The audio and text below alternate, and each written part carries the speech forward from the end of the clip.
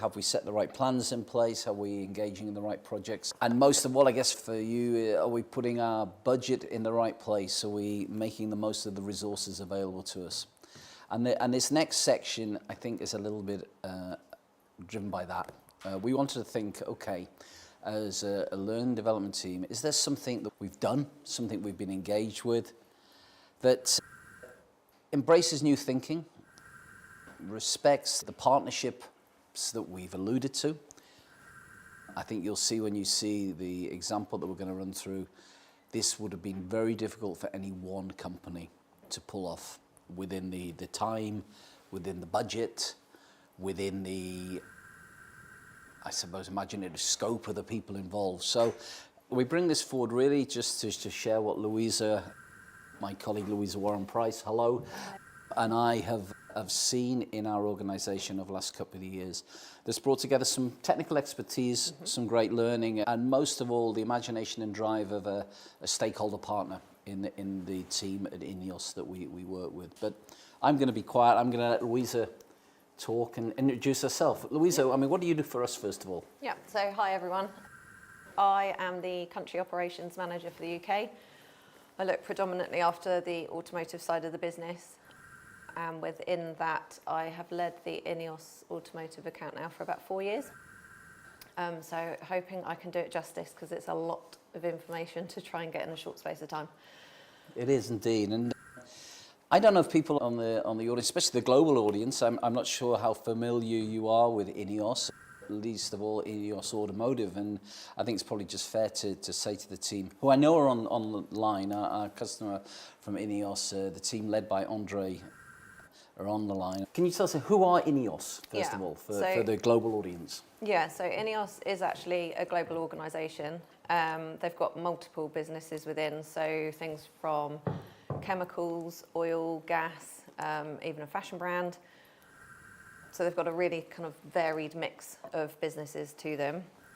And one of the latest of those is their startup venture, which was INEOS Automotive.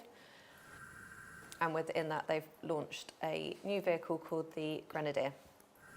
And the Grenadier has been designed as a real kind of off-road, real driving experience vehicle. You know, not kind of clouded with all the electronics and fancy gadgets that we get nowadays. So a real utility vehicle designed to do a job. Yeah. Single job or a range of different jobs? A range. Like it goes over any terrain. I think the core kind of spirit of it is adventure. So anywhere you want to go, that's where the Grenadier will take you. And I think it's fair to say if people do know the product and have followed the product online, there is a core spirit, there's a strong brand ethos around adventure. Yeah. And I think, as you'll understand as we go through this, you'll see that the team at INEOS have embraced the great challenge of, it's one thing thinking about a great vehicle, it's another thing bringing it to market. They brought in a great team of people, previous automotive experience in the marketplace, but still it's a hell of a task to bring a new car into a very crowded marketplace. But they've got a unique spirit, and I think that's going to be reflected in what you're going to talk about. So, what is the INEOS Island? Yeah, so I think to start off with, the island isn't just one thing, and I think that's something people need to understand before we obviously go through the presentation. So if you think of it as a theme, as it were, that's intertwined between everything we do. So whether it's e-learning or videos, even documents, the whole idea behind the island and bringing that into learning is that the learning should be an experience rather than, you know, the traditional kind of tick box, you have to do this, you have to do that, and you're kind of on a pretty set journey. We want people to be able to learn through exploration and have fun while they do it. So it's an adventure like the vehicle's designed for, but just applied to their learning. And from what I've seen of it, it is a place for adventure, a place for people to go. And I think as you go through this, it's a place that we can see people can get a personalised experience. So going back to what Michael was saying early on, it's not a one-size-fits-all. No. It certainly is, as reinforced by Andy's comments earlier on. And Lars as well, it's a place where INEOS said to us, we want people to go and they're going to get something out of it, they're going to feel more value. Want to learn. And I think that's the end goal, is people coming to do the learning because they want to and they want to see more. Okay. And was the INEOS Island conceived as the end vision, or did it come about gradually? No, so it came along fairly early in conversations, but through lots of workshops, strategy meetings, kind of talking about exactly what it is that we want to do, where we want to get to as the end goal. So a journey, a scalable learning solution. And there's so many phases to it. So, we're still kind of early days. There's lots more to come. I loved, and we're going to show you the quote in the next slide because I loved it. Andre, our customer, gave us some direction in terms of what he wanted the island to be, which if we put it up on the screen later on, it's just, he didn't want a gimmick. He wanted something that worked. Yeah. And I think you're going to explain how we met that. Yeah. With the objectives that you work towards. Yeah, so we knew that they were going to launch. So we partnered with INEOS to be their training partner for the global launch, not just, one area or one region.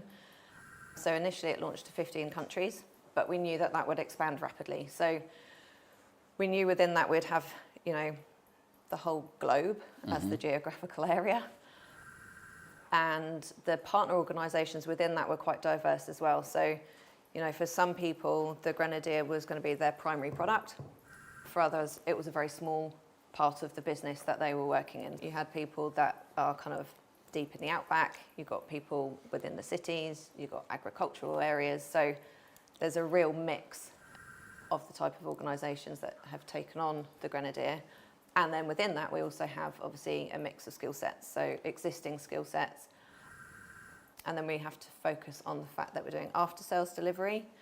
I think something that people often forget with after-sales is it's not just the technical side, and that actually the service that people receive once they've bought their car and they're having the maintenance side of things done, that's what sells the next car. Or especially with a new product, the better the service is from the Grenadier network, the more they're going to tell their friends, I took the chance, I bought this, and it's been a positive experience. So soft skills is a really important area of training in after sales as well. And we know soft skills, different needs in different markets, different cultures. You talk about the diverse geographic split there.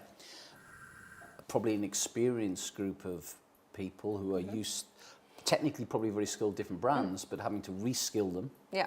And it's a completely different customer type for a lot of them. So it was really important to get the soft skills out there, the tone of voice, who are the INEOS brand. And then when we moved on to ensuring scalability, obviously, as I say, we knew, we're launching to 15 markets. Initially, that was going to expand. And we knew that you start off with a startup company, you've got no data, you've got no information of what's going to happen out there in the market. So we knew that additional requirements would come, and we had to make sure that at every stage we were ready to deliver and we could scale that throughout the globe as necessary. So we had to be prepared to launch things quickly, translated. Yeah. And we also had to recognise that actually where the volumes would be quite low in the beginning, because obviously being a new product, it takes a while for the sales and then obviously the after-sales side of things to come through, there'd be a period of time between when people originally do their learning to when they actually see the vehicle and need to put in place the learning. So that everything we deliver needs to be easy to refer to, easy to access, when people need to refer back to that when they're first faced with the vehicle. And I guess reinforceable, not reinforceable just in terms of, we're going to assess learning, but repeatable, accessible when needed. Yeah, and they can get straight to the bit that it is they need. They can get there so it supports them in their job role while the customer's in front of them. Okay. So here he is, there's Andre. The direction was about, we didn't just want a gimmick, we wanted to meet those objectives. I think the team were very keen. The ethos of INEOS is it's a new company, it's effectively a startup company. Obviously, it's got the backing and the heritage behind it. But trying to be something that provide something that met the needs of the workforce. I think on first reflection, you probably could have said, okay, you're launching a new product, we'll do some e-learning. Mm-hmm. But it was pretty quick in that establishing that relationship. It was not just, let's just do a standard solution. We didn't want to just stick to the standard. We needed something that was relevant. We needed something that was accessible. And I think this quote, which I do love, covers up how we did. So that's what we tried to do. So integrating into everything that we do, because as I say, it's not just one thing.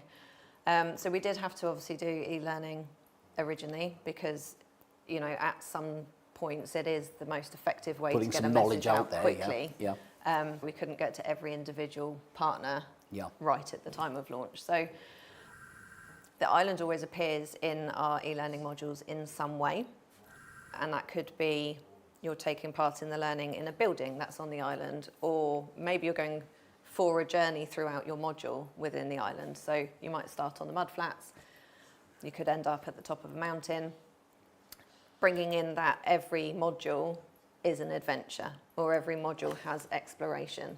And then within that, Or is there's it a terrain interactivity. that's suited to the vehicle in some way, shape, or So it depends on what the content is, which element of the island we use to get that message across.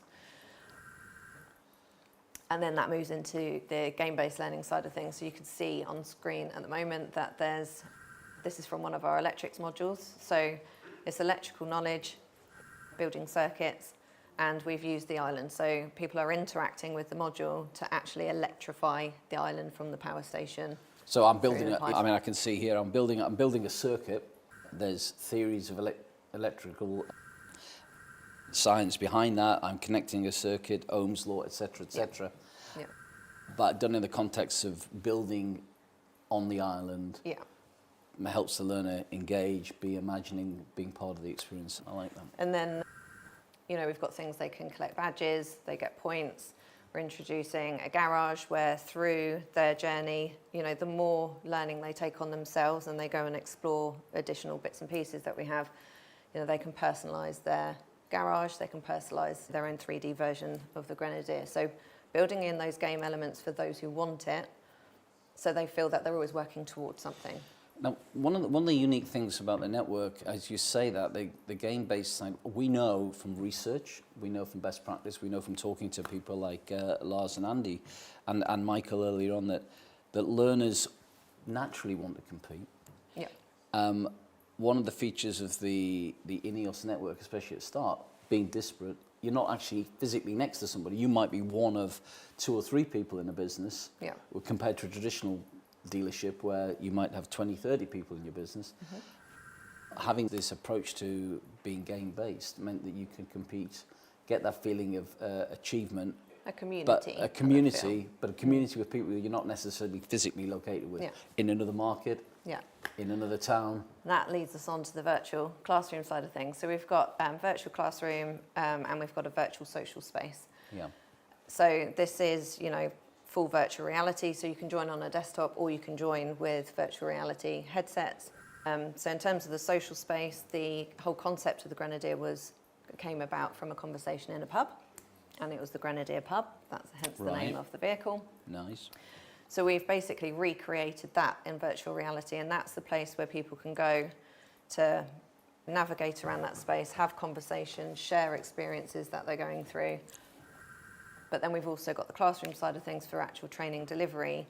And what we find is you're bringing people from all over the world into this one space, but they actually feel like they're there together in more of a way than you get with traditional things like Teams, and, you know, where it's fairly one-dimensional and you're all pretty kind of static with your boxes of images. Yeah.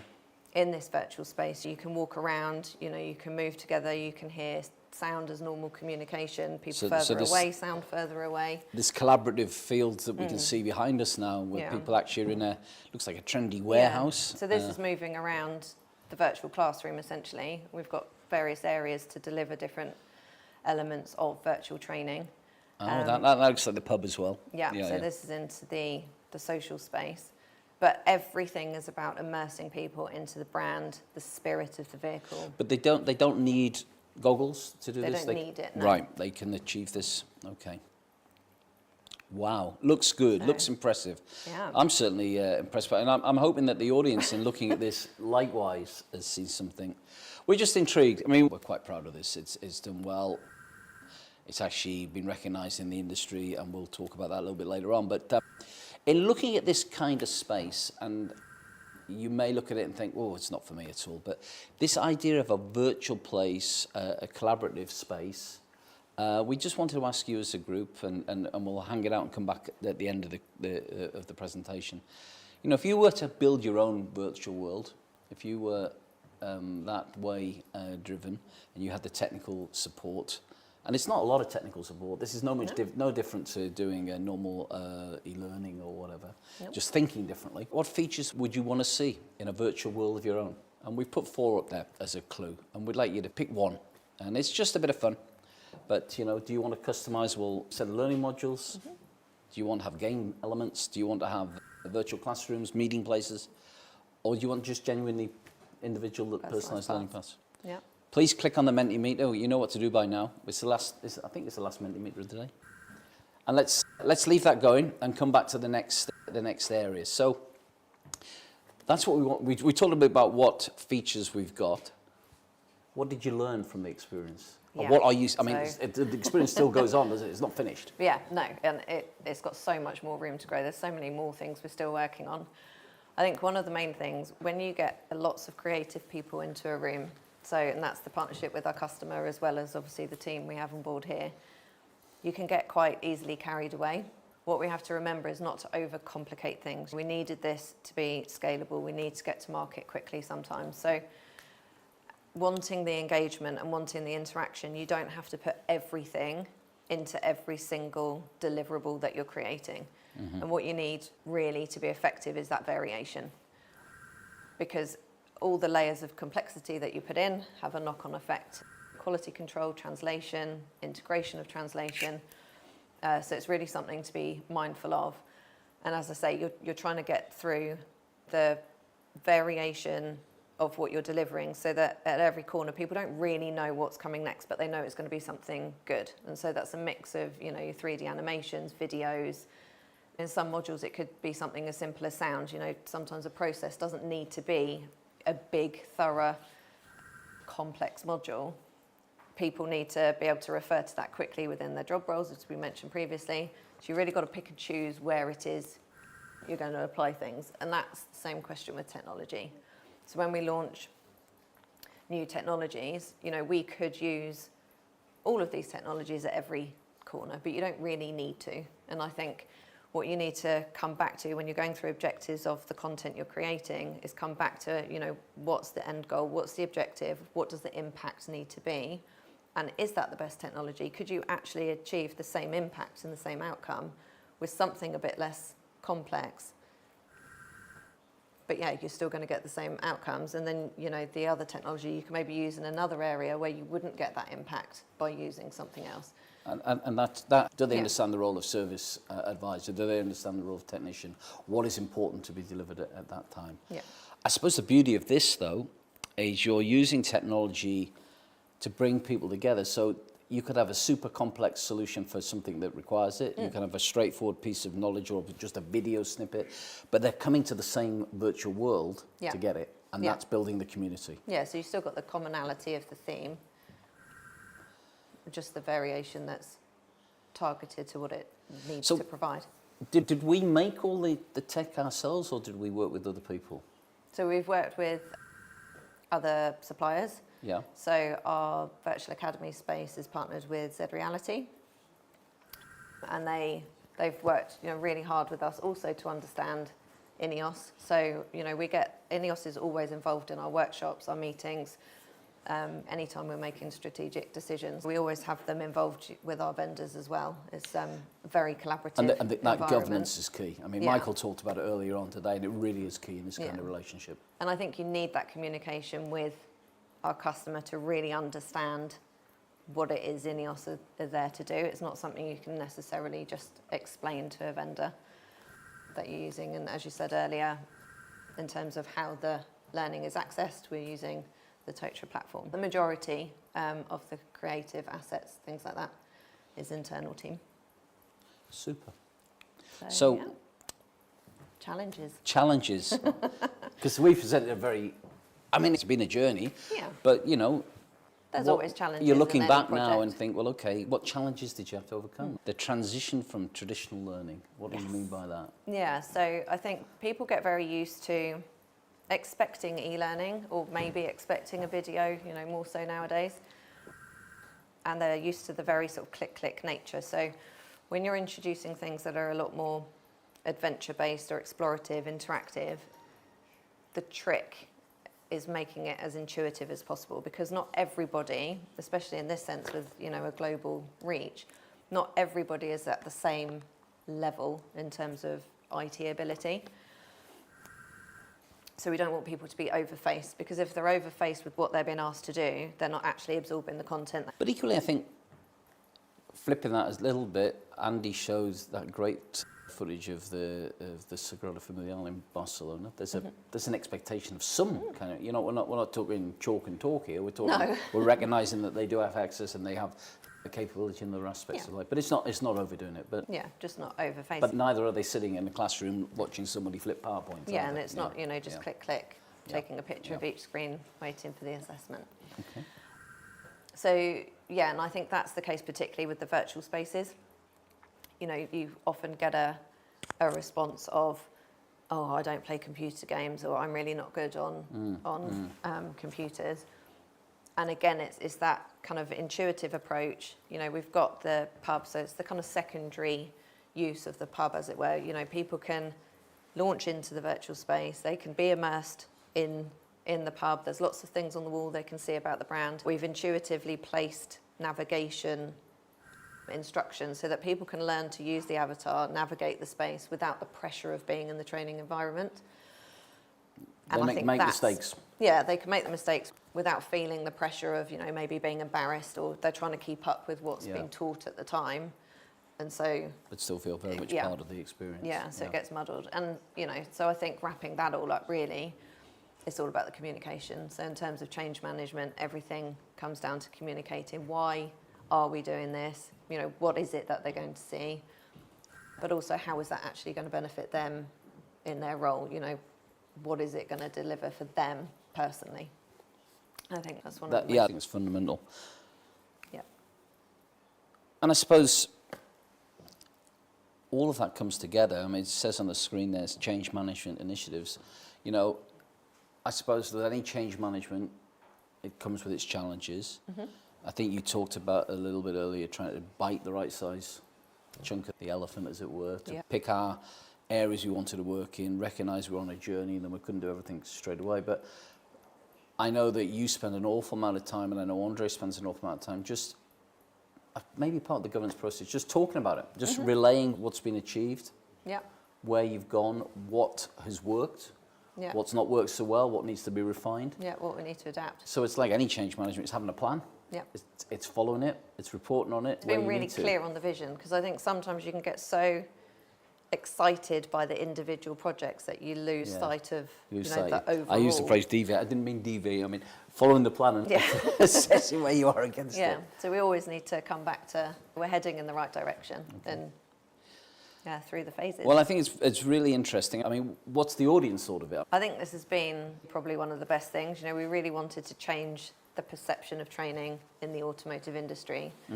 And we had such an opportunity to do that, you know, being a startup brand. And so far from the feedback, I think that's really what we've managed to achieve. We've got a comment that you can see on screen now that out of all the brands someone's worked for, INEOS by far has the best training modules.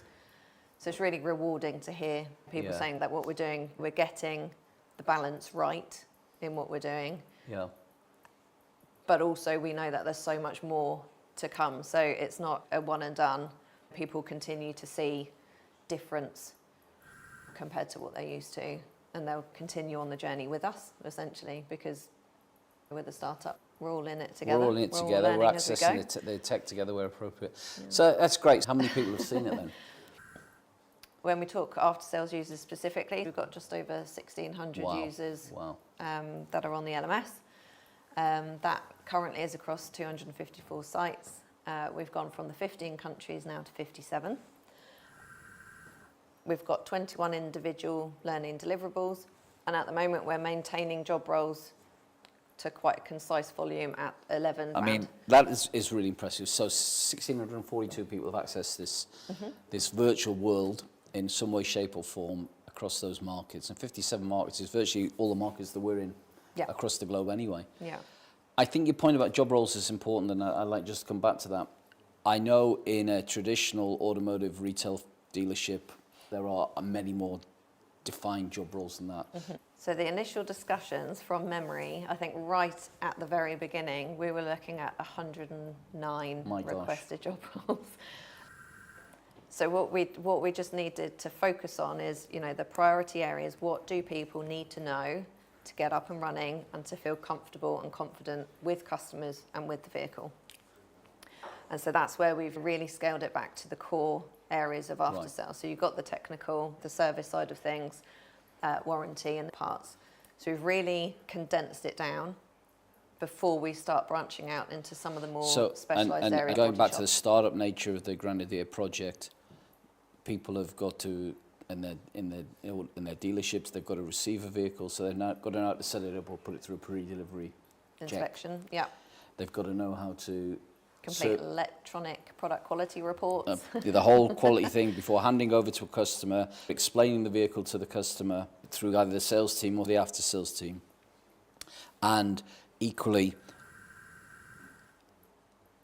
sticking to the key points. Yeah. And it's subject to sticking to the key points. I want to make one final opportunity for you and the team. We've picked up a couple of awards, business awards with INEOS this year Yep. for the launch of this product, which is lovely. It's a nice pat on the back for the team. They've done something different. The people in terms of Learning Team of the Year, in terms of the Gold Stevie Awards for product training, you know, tough competition, worth putting the entry in, and a nice plaudit. Yeah. Now, we've got further information on this project available, and I think on one of the subsequent slides we actually do have the QR code and link to the award entries that we put forward, which explain a wee bit more. But coming back to our discussion this afternoon, hopefully, you know, whilst you may not be looking for a virtual world tomorrow, this may whet your appetite as to what the art of the possible. So I don't know if the results are in, guys, on the Mentimeter quiz. So if people were to do this today, let's have a look. First lesson is get some glasses, I think. But we can see that people like... So personalised learning path. Yeah, the personalised learning path. The predominant one. Customisable training modules. Gamification is one of the lowest. Yeah, but that's interesting, and maybe that reflects the demographic of the audience. But it's a fair spread. But I think the personalised learning paths, coming back to what we were talking about earlier on today, as being maybe one of the key features that people put forward in their 2025 plans is great. So that's very interesting. So thank you for that insight. Okay, so let's step back. Thank you for that insight. Really useful. There's the report, the award entry that I talked about, available on the QR code there. So, ladies and gentlemen, that was really, really insightful. Hopefully interesting for you. Hopefully much more, you know, bringing back down some of the theoretical things we talked about, bring it down to practice in what we do.